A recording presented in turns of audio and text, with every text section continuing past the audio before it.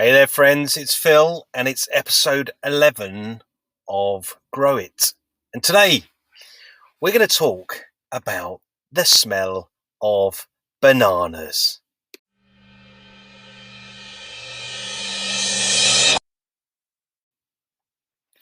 So this little episode takes me back to there's two moments. I don't know why I'm remembering it now. I think I'm remembering it now because, and it's January the 29th, 2021. I think I'm going back to a memory of having let's say one of the vans, because at one point there were about seven lawn plan vans, rat-arsing its way around London, looking after around about 900 lawns. But I think it goes back to a time when the the vans would have been kind of relatively clean and dry. Now, this not say over the winter period you've got um, a van that is clean and dry all the time, but there were occasions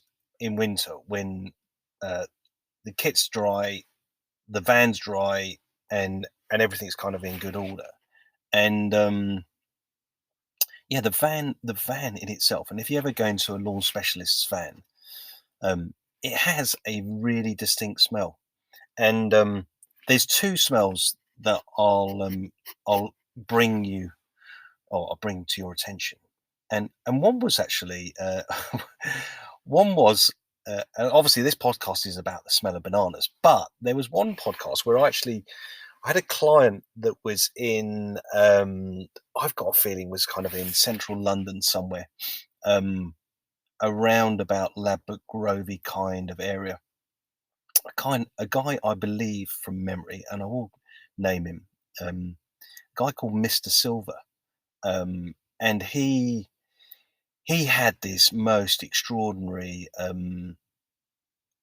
house in Ladbroke Grove, where on the outside it was like a typical Ladbroke Grove townhouse. So it was relatively narrow, probably around about 5 meters wide. It was in the middle of a London terrace. It was 3 floors high and had a basement. And he he was a really fanatical guy. Every time we went round there, he was really, really cool. He was really, really fanatical about what we were doing. I think he worked for an investment bank. He was the managing director of an investment bank. Can't remember, something capital. But he got us in to install a new lawn in his back garden. And let's say the lawn was, I don't know, around about probably 25 square meters, not very big in anyone's mind. And actually, looking at it, we got to know. I think his name was Philip Silver, actually, and maybe that's just coincidence. But it looks like every year he put in a new lawn because the the garden was fantastic. It was like a terrace, a London terrace garden, and yeah, not very big, but overhanging trees on every side.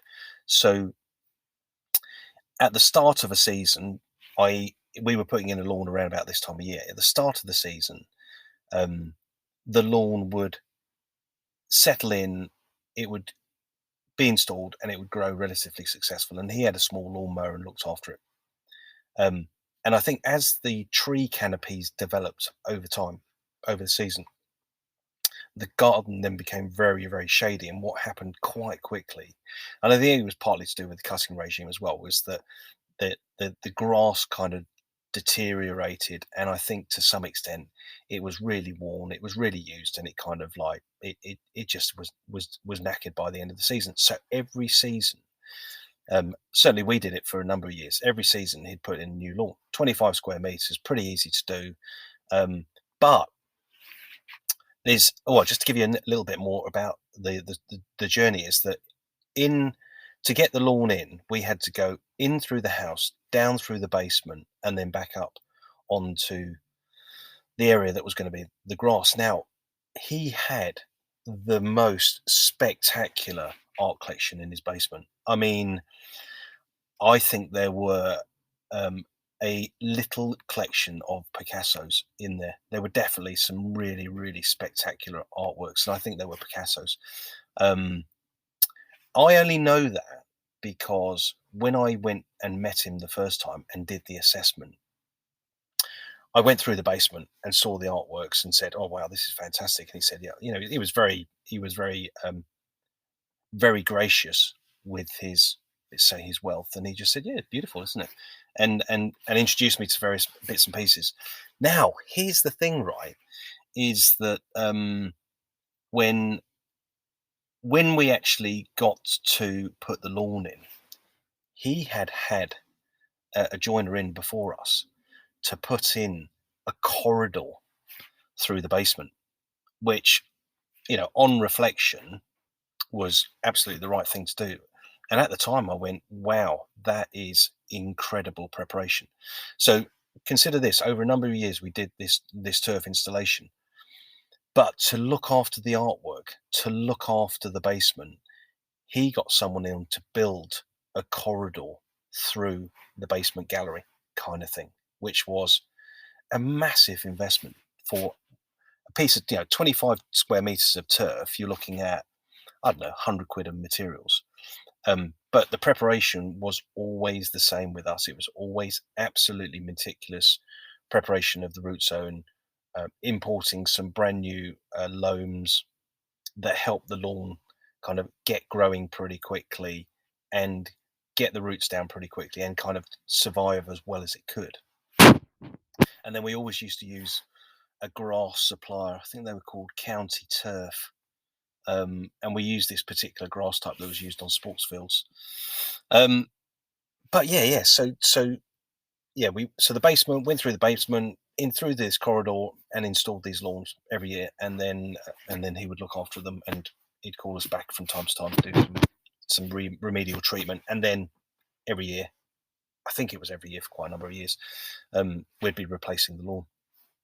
But here's the thing: one day he said to me, he said, "Oh Phil, can you give us a lift down the road?" And I said, yeah. I said, look, I said, you are getting into a tradesman van. This is we are law specialists, and it's going to be a bit dusty and grubby for you, an investment banker. And he said, oh, that's absolutely fine. Because I said, it'll be quite exciting. And I went, well, God, there's levels of excitement that I could talk about and levels of excitement that I wouldn't talk about. But let's say he got in the van and he sat next to me, and in the front of the van at the time there was an old jerry can. And I don't know why I had a jerry can in the front of the van, but it was there anyway. And it was only when he got into the van that I went, God, it really stinks in here today, doesn't it? And I guess that was my own sort of embarrassment for what was an alien environment and introducing a customer to that kind of alien environment. But he turned to me and he said, God, this smells like a bomber's van. And I, and for the life of me, I went, how can you possibly call it a bomber's van? I mean, I think it's like, the thing is, there was a smell of petrol, there was the smell of chemicals, which are, turf fertilizers and stuff. There was a smell of grass, and there was a smell of machinery. It just, it maybe it smelt like, if you ever went to the Imperial Museum or someone like that and hung around the tanks, you'd get this kind of sense of oil, petrol, diesel, kind of that sort of thing. Anyway, so yeah, that he reminded me of this time when someone told me the van smelt of a particular experience of theirs.